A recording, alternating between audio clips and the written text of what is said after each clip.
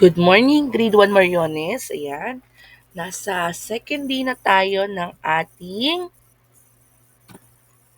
modular class. Ngayon naman ang pag-aaralan natin ay English, kung saan ang topic ay tungkol sa pag-recognize ng common action words o salitang mga kilos sa mga istorya na napakinggan. So, nung nakaraan ng Wednesday, di ba, naalala nyo may pinasulat ako sa notebook number 7 ninyo na definition ng action words. So, basahin natin. Sabi dito, read the story, then answer the questions that follow. Write the letter of the correct answer. So, sabihin nyo na lang yung letter kung ano yung tamang sagot. Huwag nang isulat, okay? So, pakinggan si teacher, may babasahin akong kwento. So, ang kwento ay tungkol, ang short story ay about sa The Library. O, ano ba Tagalog ng library?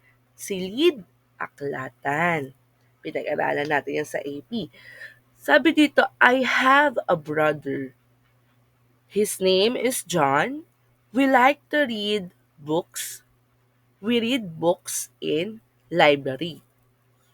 O, Tagalogin ni teacher ha. I have a brother. Mayroon akong kapatid na lalaki. Tagalog ng brother ay kapatid na lalaki. His name is John. Ang pangalan niya ay John. We like to read books.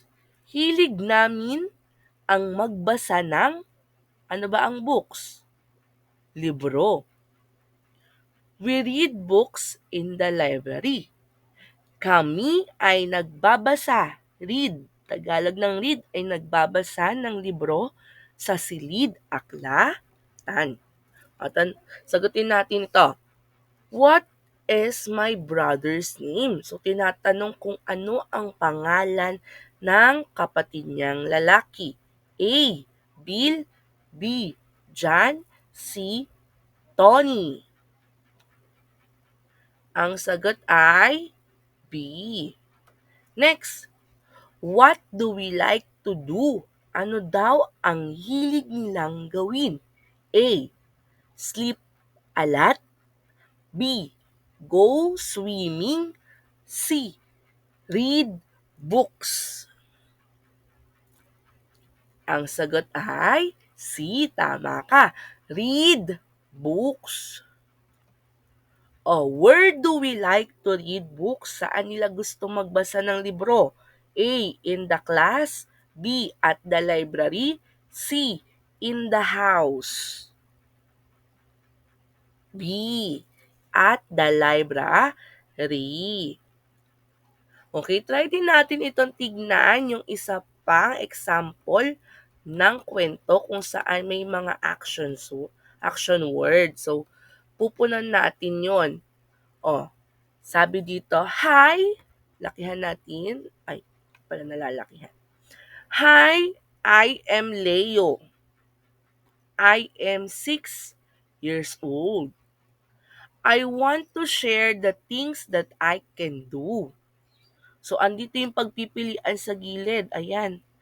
Read, write, listen, sing, dance. Ulitin ko ha. Read, anong Tagalog nun? Basa. Write, sulat. Write. Listen, makinig. Sing, Tagalog ay kanta. Dance ay sayaw. Basahin ulit ni teacher. Hi, I am Leo. I am 6 years old. I want to share the things that I can do. I can.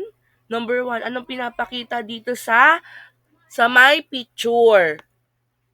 Very good. Sing. And number 2, anong ginagawa? Ginagalaw niya yung kamay niya. Very good. Ang tawag ay dance. And dance well. I also, ano yung pinapakita sa picture, may hawak na libro? Read. Read stories in the books clearly. I can, o may hawak naman siyang lapis ngayon. Write. Write my name properly. I, o yung kamay nakalagay sa tenga. Ano ang English ng kinig? Listen. Very good. Listen to my parents. I enjoy doing all of this every day.